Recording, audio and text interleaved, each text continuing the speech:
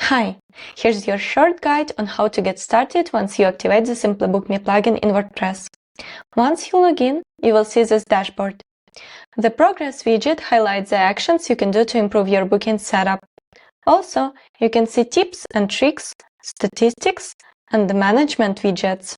The first thing you need to do is click on Add Services, so it transfers you to SimplyBook.me admin site, where you can configure the setup for your widget. I have already created services, and now we can come back to WordPress. We open our page, insert the SimplyBook.me widget block, and we can edit predefined parameters. I'll select a specific service. Then I click Save, and we can preview the widget in a new tab. The widget is working and ready to take bookings.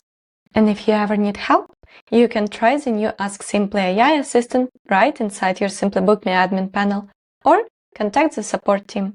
Simple as that. SimplyBook.me. If you found this video helpful, subscribe to our YouTube channel and follow us on social media. Thank you for choosing SimplyBook.me.